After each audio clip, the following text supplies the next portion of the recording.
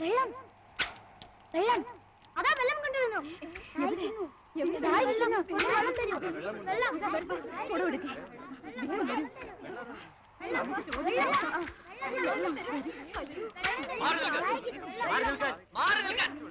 കൊട്ടാരത്തിലേക്കുള്ള വെള്ളമാണ്, പെരുവഴിയിൽ ദാനം ചെയ്യാനുള്ളതല്ല. മാറി നിൽക്കും, മാറി നിൽക്കാൻ.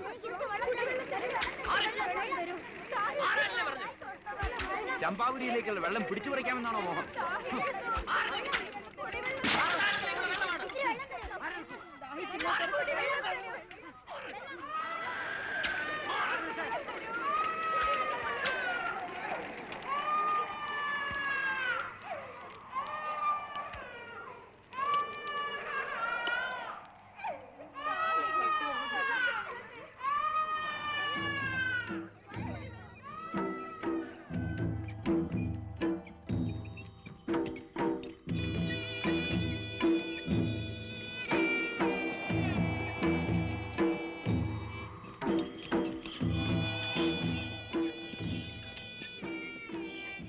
രാജഗുരുവിനോട് വരാൻ പറയൂ.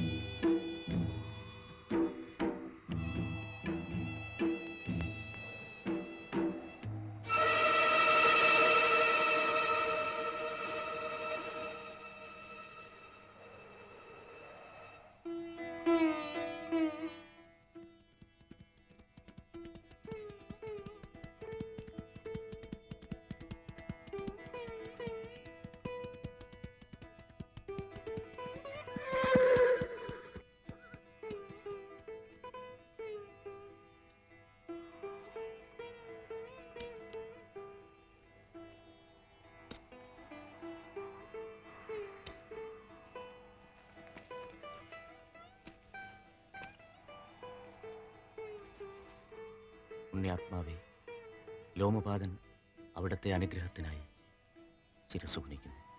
അങ്കേശ്വര മംഗളം.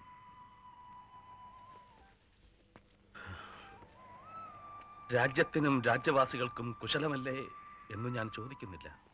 അംഗരാജ്യത്തെ ശിക്ഷിച്ചത് മതിയായില്ല എന്ന് തോന്നുന്നു ദേവദേവനായ ഇന്ദ്രന്.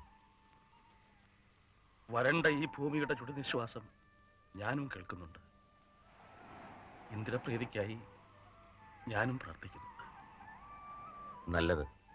പക്ഷേ അതുകൊണ്ടായില്ല. അങ്ങ് ചമ്പാപുരിയിലേക്ക് വരണം. ജപഹോമകർമ്മങ്ങളുടെ നേതൃത്വം അങ്ങ് ഏറ്റെടുക്കണം.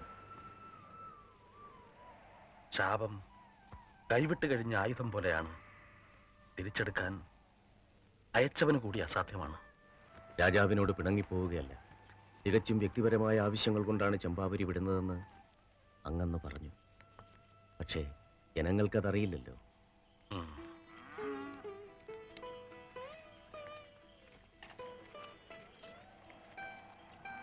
കൗശികി നദിക്ക് ഒരു കൈവഴി വെട്ടുന്ന കാര്യം മുമ്പൊരിക്കൽ അങ്ങ് ചിന്തിച്ചിരുന്നതല്ലേ? അത് വിദേഹരാജൻ ആശ്രിതനായി വിരുന്നു വന്നിരുന്ന കാലത്തല്ലേ. ഇപ്പോൾ ശപിക്കപ്പെട്ട നമ്മുടെ നാടിന് കുടിവെള്ളം കൊടുത്താൽ തനിക്കും ബ്രാഹ്മണശാപത്തിൽ ഒരു പങ്ക് കിട്ടുമെന്ന് ഭയപ്പെടുന്നു അത്രേ അദ്ദേഹം.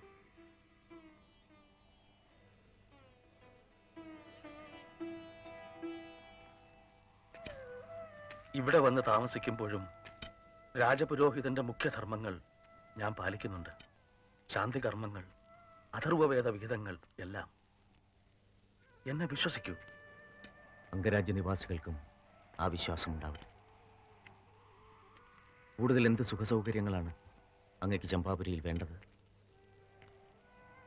ആവശ്യപ്പെടാം. ഞാൻ തലസ്ഥാന നഗരം വിട്ടത് കാരണം തികച്ചും വ്യക്തിപരമായിരുന്നുവെന്ന് ഞാൻ ഒരിക്കൽ കൂടി ഉറപ്പു തരുന്നു.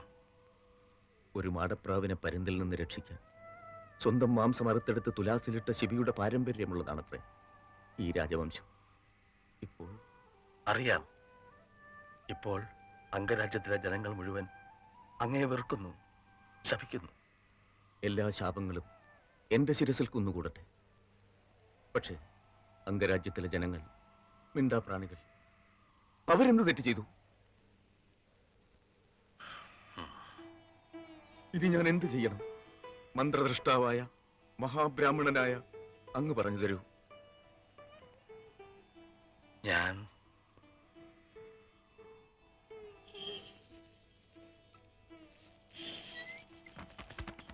രാജപുരോഹിതൻ കൂടി രാജാവിനെ ഉപേക്ഷിച്ചു എന്ന് പറയുന്നത് നിർത്താനെങ്കിലും അങ്ങ് ചമ്പാപുരിയിലേക്ക് മടങ്ങി വരണം. അങ്ങയുടെ കാർമ്മികത്വത്തിലാണ് ഇനി യാഗം നടത്തുന്നതെന്ന് അറിയുമ്പോൾ ജനങ്ങളൊന്ന് ആശ്വസിക്കും. അങ്ങ് വരണം.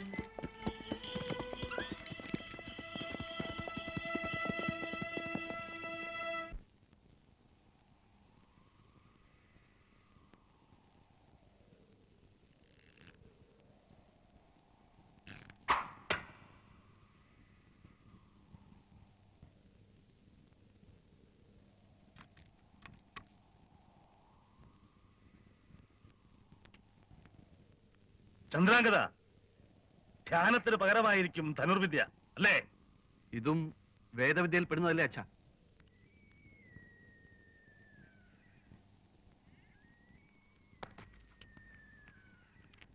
ഉപജീവനത്തിന് വഴിയില്ലാത്ത ദിവസങ്ങളാവും ഇനി അംഗരാജ്യത്തെ ബ്രാഹ്മണർക്ക്.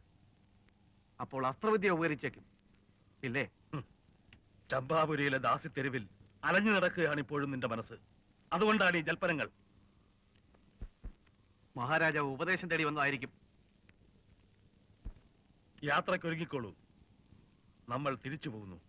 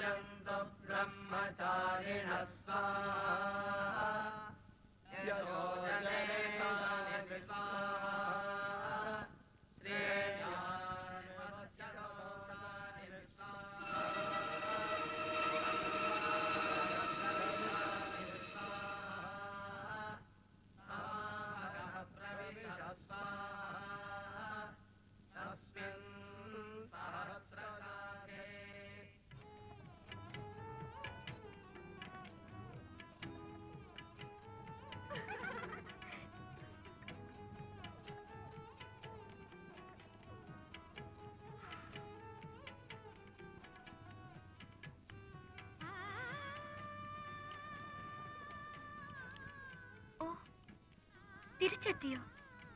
ഞാൻ അറിഞ്ഞില്ല. പാർപ്പിടം മാറ്റിയത് കൊണ്ടൊന്നും മകൻ നേരെയാകാൻ പോകുന്നില്ല എന്ന് അച്ഛൻ ബോധ്യം വന്നു. ഇന്ദ്രപ്രീതിക്കായി ജപഹോമങ്ങൾ നടത്താത്ത ജനപദങ്ങളില്ല.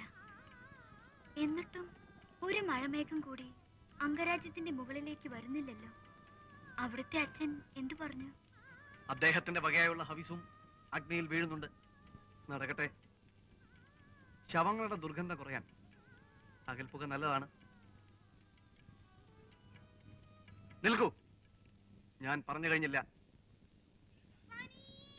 ഈ പിൻവാതക്കൽ ഞാൻ ഇത്ര നേരം കാത്തുനിന്നത് തെറ്റ്. മുൻവാതിലൂടെ അകത്ത് വരാമായിരുന്നില്ലേ? മടിശീലയിൽ സ്വർണ്ണ നിഷ്കങ്ങളില്ല. അതുകൊണ്ട് വൈശാലിയുടെ അമ്മ എങ്ങനെ സ്വീകരിക്കുമെന്ന് പറയാൻ വയ്യല്ലോ. നാണയം എണ്ണി അനുഗ്രഹം കൊടുക്കുന്നതിൽ പുരോഹിതരും മോശക്കാരല്ല. വരണ്ടുണങ്ങാത്ത നാടുകൾ അംഗരാജ്യത്തിന് പുറത്തുണ്ട്. അതെനിക്കും അറിയാം. എന്റെ കൂടെ വരാൻ തയ്യാറാണോ? ഒളിച്ചോട്ടം എന്തുകൊണ്ട് പാടില്ല? ബ്രാഹ്മണകുമാരൻ കുലമഹിമ മറക്കുന്നു. ലേലം വിളിക്കാൻ ഒത്തുകൂടുന്ന വണിക്കുകളുടെ കൂട്ടത്തിൽ മത്സരിക്കാൻ ഞാനാളല്ല. വധുവായി മകളെ നൽകാൻ ഞാൻ അമ്മയോട് ആവശ്യപ്പെട്ടാലോ? എന്നിട്ട് അച്ഛനെ തൊടാൻ അവകാശമില്ലാത്ത നിന്യ സന്തതികളെ ദാസി പെണ്ണിന് ദാനം ചെയ്യണമായിരിക്കും. ഓഹോ, രതിശില്പം മാത്രമല്ല, തർക്കശാസ്ത്രം ഉണ്ടായിരിക്കും വേശികളുടെ പാഠ്യക്രമത്തിൽ. വണിക്കുകൾ പൊൻപണം കൊണ്ട് വാങ്ങാൻ ശ്രമിക്കുന്നത് നിങ്ങൾ ബ്രാഹ്മണർ അധികാരം കൊണ്ട് പിടിച്ചെടുക്കാൻ വരുന്നു. അത്രയുള്ളൂ വ്യത്യാസം. എല്ലാ ബ്രാഹ്മണരെ അടച്ചാക്ഷേപിക്കരുത്. ഏതോ ഒരു ബ്രാഹ്മണനോട് രാജാവ് ദുർമുഖം കാട്ടിയതിന് ഈ രാജ്യത്തെ മുഴുവൻ അടക്കി ശപിച്ചവരല്ലേ നിങ്ങൾ?